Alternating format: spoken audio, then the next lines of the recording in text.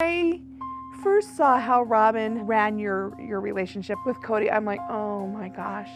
I'm like, this helpless, playing the helpless damsel, wanting Kody to do these things for you. And I'm like, oh my gosh. The thing is, between you and Kody, you have a very strong sense of identity and you know who you are without Kody. And I did too in my past relationship. And that's not because of anything to do with you guys' relationship. It's not like there's anything wrong, but that's where you like to be.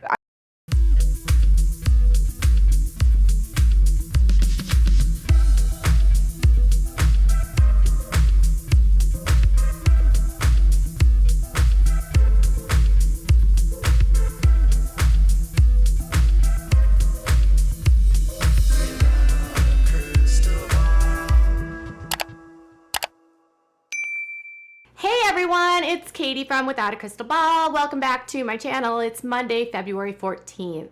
Kody Brown is grieving the loss of Kristyn, and Robyn Brown is devastated and can't understand the choice. Mary doesn't really get it, and Janelle thinks that Kristyn didn't really want a fully functioning marriage because she never tried. But it's polygamy, and there's no such thing as fully functioning marriages. By the way, happy Valentine's Day. I hope you're having a great day. So long.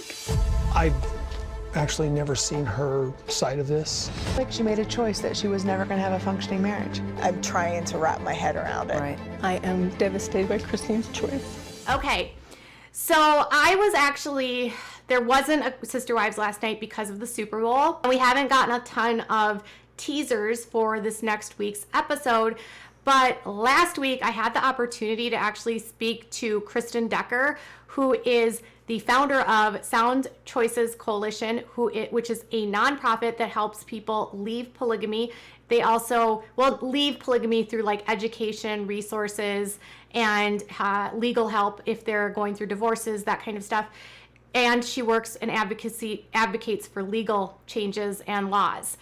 And she's the prophet's daughter. So her dad was Owen Allred. Owen Allred actually ran the AUB for decades. He took over from Rulon, and Rulon was actually Kristyn's grandfather, and Owen was her great uncle, even though he was also her grandfather. I know it's confusing. So Kristyn is actually her cousin and her aunt. Weird. I know, it's like a bush. It's not a family tree. So Kristyn has known Kristyn since she's been a very little girl, and their relationship has been estranged since Kristyn left the organization years ago. Back when she left, not a lot of people were leaving the AUB, and it was very controversial to leave, and it was even more controversial because she left and her father was the prophet. So Kristyn left, her father's the prophet, and that doesn't look good for the organization. And she writes the book, 50 Years in Polygamy, which kind of exposes the sad truth of what it's like to live in polygamy, and really sort of unmasks this idea that everything is perfect and these families are blended and it's all like in harmony, which is opposite of what actually happens in polygamy.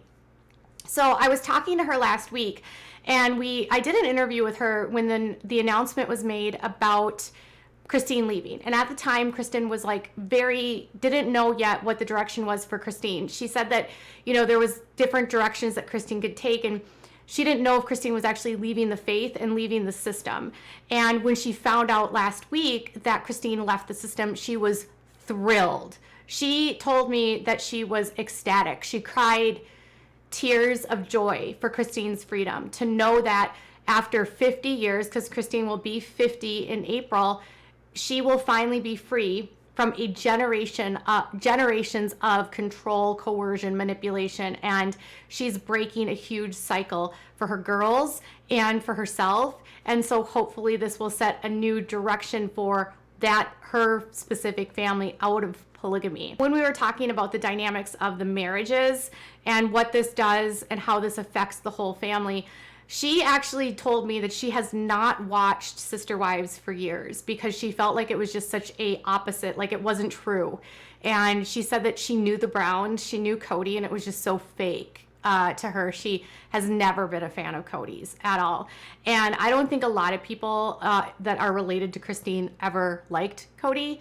Everyone that I see commenting on her Sound Choices Coalition or that are commenting on her Facebook like even Kristine's like distant cousins like don't like Kody. They call him egotistical and a narcissist. Go figure. So she was telling me about how, you know, she actually did watch the tell-alls, and she watched because she wanted to hear Kristyn, in her own words, talk about her decision to leave. And she said that, you know, for the first time she got to see Kristyn say she was divorced. I asked her when she left polygamy, how did she leave? And she said she didn't go through the church either. And so Kristyn not going through the church isn't a big deal. And then we started talking about Kody and why Kody would be so angry and why Robyn would be in such denial about Kristyn leaving. Based on her sort of professional experience of, you know, living in polygamy and the fact that she's worked and advocated and has a nonprofit, she says that watching Kody and Robyn, it's very evident to her that they are still heavily indoctrinated and really do believe in this system. So Kristyn's departure doesn't just mean that they have disrupted their like lives here. Kody and Robyn's denials or their confusion about whether or not the divorce happened, she feels are likely rooted in their faith because they might now be fearful of their status in the celestial kingdom. So how she explained it was 3 wives is get your foot into the door to the lower heaven. And then 5 wives get you into the middle ring, and 7 wives or higher gets you into like the full kingdom. And the top leaders of a polygamous sect generally will have more than 7 wives.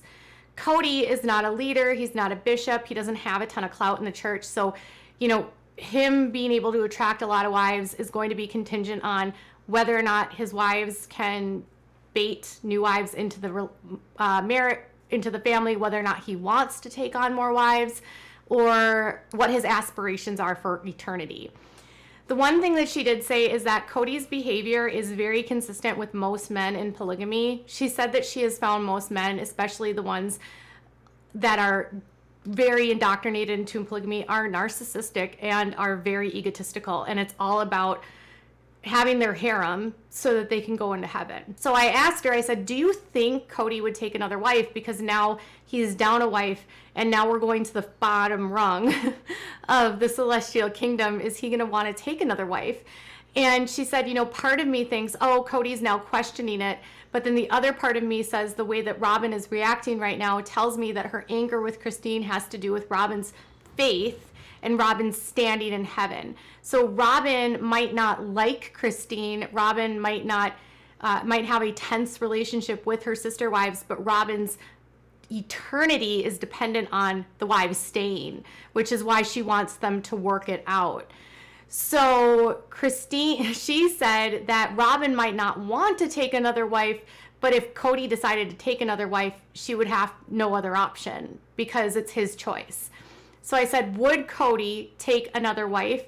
And she said, part of me thinks no, but the other part of me thinks he's such an egotistical narcissist. Yes, I can't think of him not taking another wife.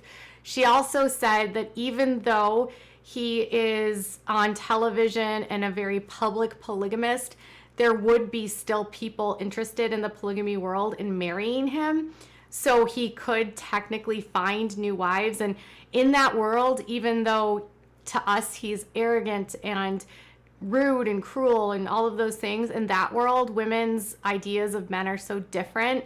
And that strong like leadership is like attractive to some women. Anyways, she said that she thinks that Kody could very well take another wife. So I asked her and I said, do you think if he took another wife, Robyn could end up in a place where she's like Kristyn? And she said yes. So the reason why Robyn has been able to maintain her status quo is because she's not rocking the boat. And in her estimation, she doesn't think that Robyn is an evil person.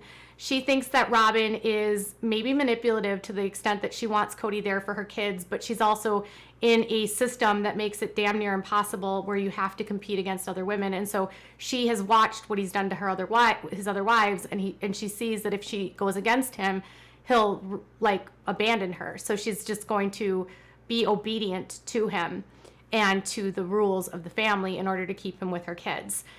So she is not on the team of Robyn is the evil one. In fact, she says that in the system of polygamy, the fault and the blame goes on the man, because the men are the gods, and the men are told they're gods in their faith, and they're going to become gods in the afterlife. So they truly act as though they are God. And if you don't obey God, God will punish you. It's gross. So Kody in this next week's episode is going to say that he is evaluating and thinking about whether or not he believes in polygamy, whether he wants to stay in polygamy. And unless Kody divorces himself, and I mean this seriously, from the faith, he is very unlikely to say no. Kristyn thinks that he's a true believer in polygamy. Even if he says that he's questioning it, even if he feels like he's doubting it, she feels that he is a true believer in polygamy. She feels that Janelle is probably, and Mary and Robyn are true believers of polygamy. She said that the only one of the wives that she could actually see leaving is Janelle, but she also said that Janelle is so comfortable she doesn't know if she will. So the family being destroyed by Kristyn has less to do with Kristyn actually leaving and more to do with how it affects their eternity in their celestial kingdom. Because in the family dynamic, Kristyn has not been shunned. She still has maintained relationships with the kids. The kids are speaking with her and they're not speaking to Kody. So it's a different dynamic because they're so public. But Kristyn leaving is a huge step because of her ties to polygamy. So in that respect, it's a huge moment for her and something that all of her family members that have left are rejoicing in. I know for Kristyn, she said that she hopes at some point Kristyn will realize that her whole family, that she and Kody and all of them had shunned for such a long time and pushed out and looked to as the enemy. She hopes that Kristyn realizes that all of those people that just wanted to have a relationship with her and just loved her aren't the enemy, and they just wanted the best for her and they wanted to advocate for other people to get out. And so she hopes at some point in some lifetime, some of the relationships that have been ruined by, Kristyn being in and some of her family leaving, she hopes that Kristyn will be able to reconnect with so many of her family members that have left. She's got several siblings that are out. She has numerous, her mom is out, got lots of aunts and uncles that are out, and nieces, nephews, cousins that are out. So hopefully there can be some restoration and healing for all of them. It's not a linear process in healing from all of the trauma.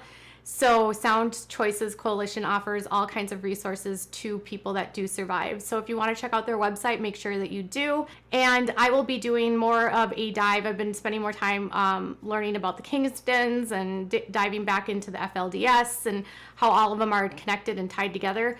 So if you have any directions you'd like me to go with that, or if you are an insider or an outsider, or you've been shunned from them and you would like to reach out, make sure that you do. What do you think about Kody maybe taking a new wife? And what do you think about Kristyn leaving, given her hierarchy and her princess status in the kingdom of the AUB? Isn't it pretty awesome? All right, you guys, I'll be back later with more.